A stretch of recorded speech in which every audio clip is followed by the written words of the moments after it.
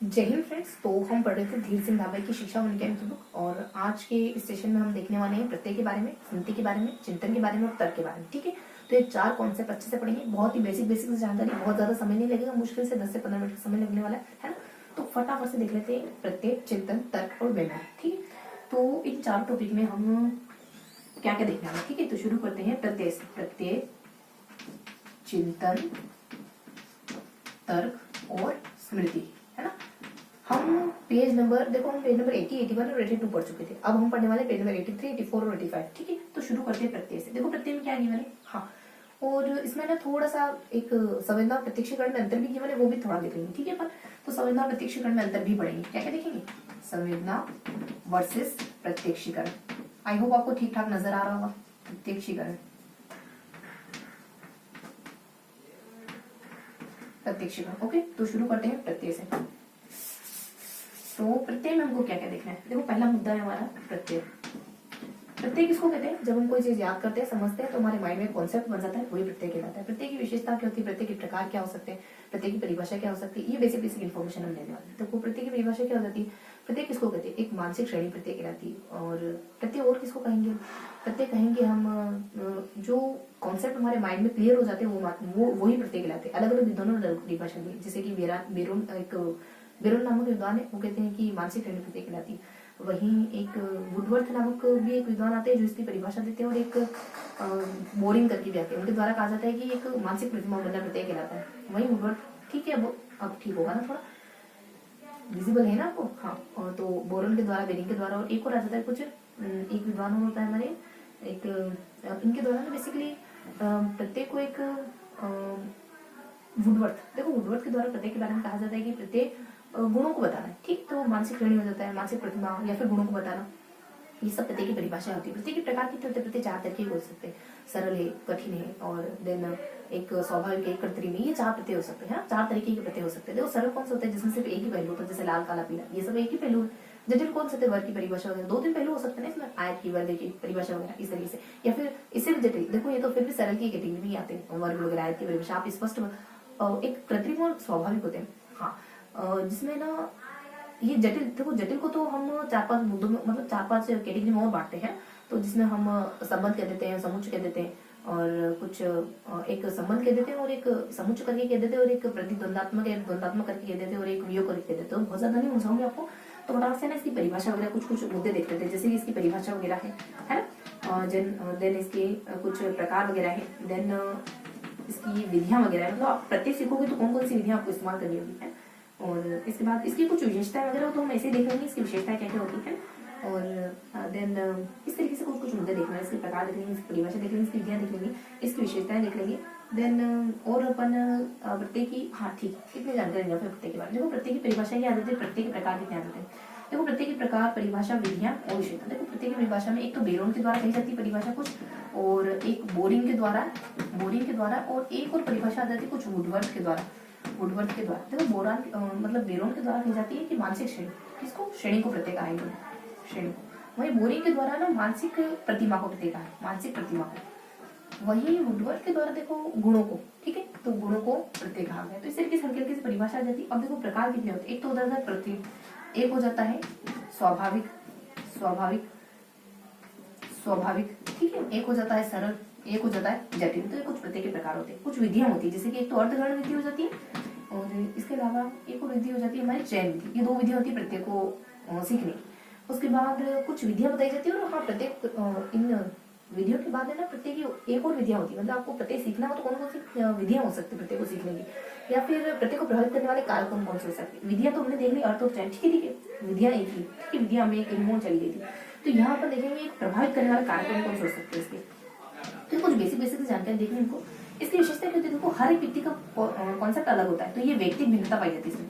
और ये शुरुआत में अस्पष्ट होता है, कोई भी प्रत्यय सीखते हैं शुरुआत में हमको बहुत ज्यादा स्पष्ट नहीं होता है। और ये ज्ञान की तीसरी सीढ़ी, इसमें अनुभव शामिल होते हैं, हमारे अनुभव और विचार शामिल होते हैं। बेसिक बेसिक जानकारी, बहुत ज्यादा लेंदी नहीं है सेशन, बहुत ये टॉपिक बहुत ईजी है, सारे प्रत्यय, चिंतन वगैरह सब कुछ है ना, मेमोरी वगैरह, तर्क वगैरह सब कुछ। अब इसको प्रभावित करने वाले कार्य, आप जो कॉन्सेप्ट बनाते हो, कोई चीज सीख रहे होते हैं, तो इसको कौन कौन सी चीजें प्रभावित करती है। देखो एक तो हमारा ज्ञान प्रभावित करता है, एक वातावरण प्रभावित करता है, एक टीचर भी प्रभावित करता है ना, तो टीचर में निर्देशात्मक प्रवृत्ति वगैरह कह देंगे।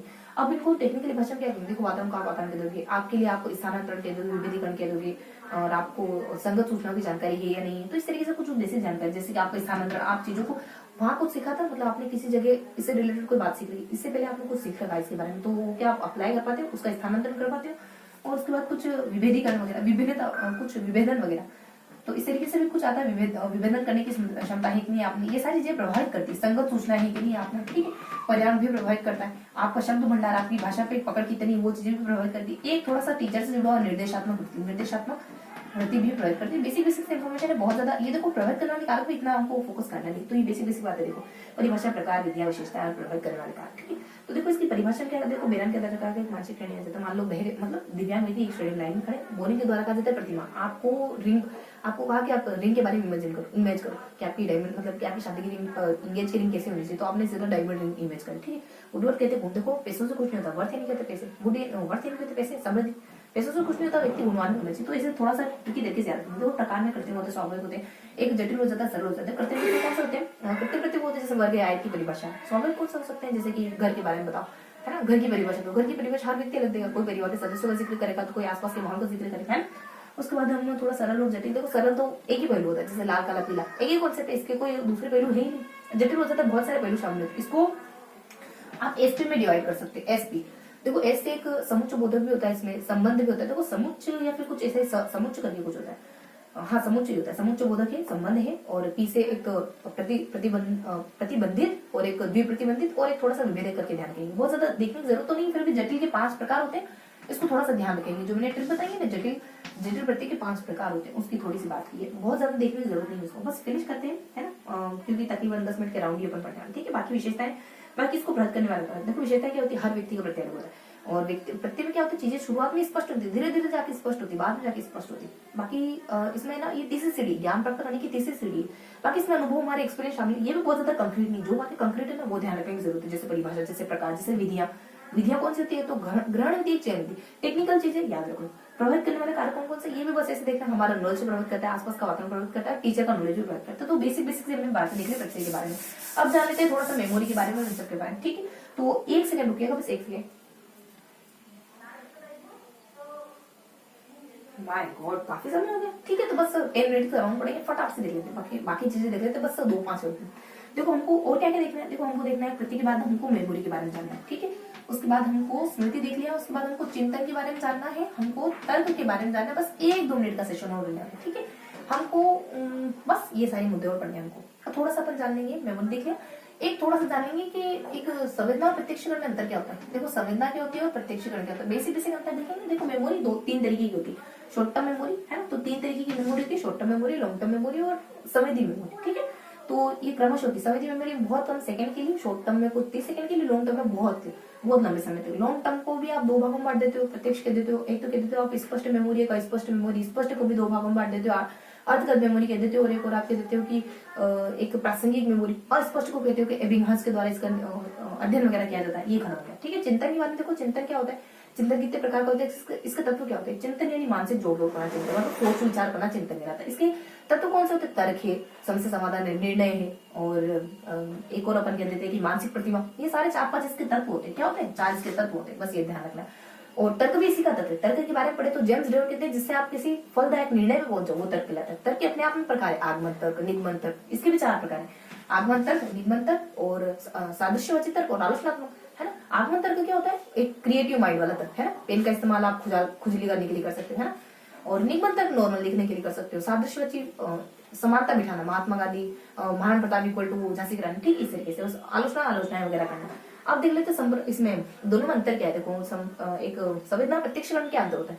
तो संवेदना प्रत्यक्षीकरण में कुछ बेसिक अंतर होता है, जैसे कि संवेदना क्या होती है, प्रत्यक्ष, देखो संवेदना ज्ञान की पहली सीढ़ी, प्रत्यक्षीकरण ज्ञान की दूसरी सीढ़ी। संवेदना में आप चीजों को इतना स्पष्ट नहीं कर पाते हो, है ना, और प्रत्यक्षीकरण चीजें एकदम वेल स्पष्ट कर पाते हो। और संवेदना में आपका माइंड भी निष्क्रिय रहता है, जबकि प्रत्यक्षीकरण में आपका माइंड सक्रिय हो जाता है ना।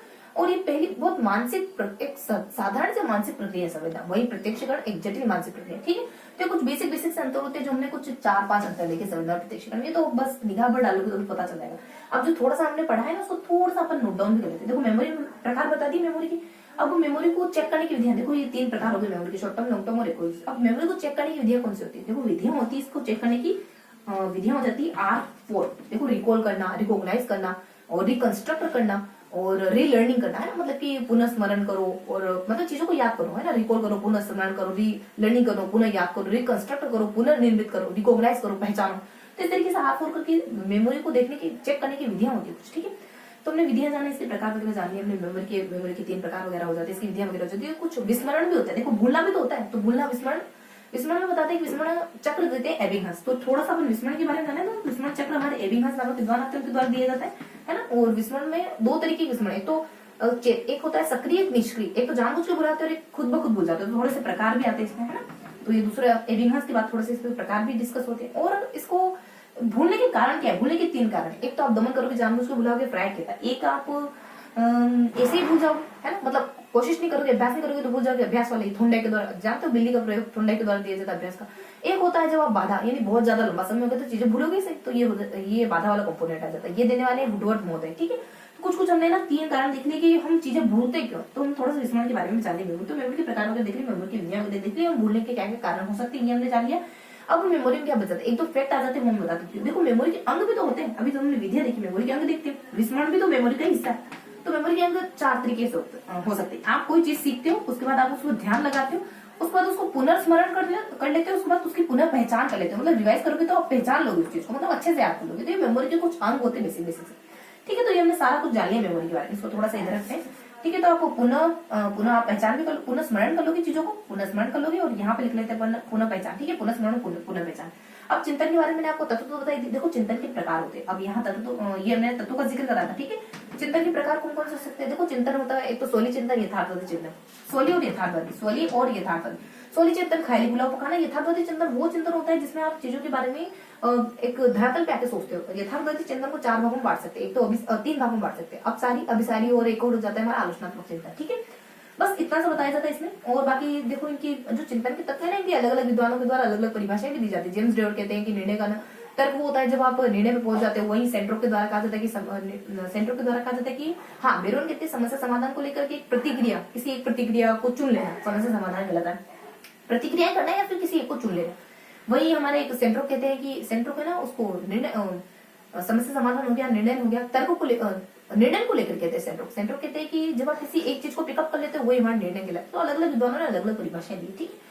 अब देखो, चिंतन के कुछ साधन भी होते हैं। मतलब चिंतन कैसे करते हो आप, चिंतन करते हो आप भाषा के थ्रू करते हो। तो चिंतन के साधन क्या होते हैं, चिंतन के साधन होते हैं आप भाषा के थ्रू करते हो, आप चिंतन प्रतीकों के थ्रू करते हो। प्रतिज्ञप्ति क्या होती है, यानी 2 कॉन्सेप्ट को जोड़ने की क्षमता प्रतिज्ञप्ति होती है। तो इसके थ्रू आप चिंतन करते हो। कॉन्सेप्ट होना चाहिए, मतलब संप्रत्यय के थ्रू आप चिंतन करते हो। तो चिंतन के साधन कुछ 4 साधन होते हैं, इस तरीके से हमें जाना। तर्क के बारे में डिस्कस कर लिया और संज्ञा प्रतिक्षेपण के अंतर के बारे में डिस्कस कर दिया। तो ये था हमारा आज का पूरा सेशन, जिसमें हमने प्रत्यय के बारे में जाना, स्मृति के बारे में जाना, जिसमें हमने तर्क के बारे में जाना, थोड़ा सा मेमोरी के बारे में जाना।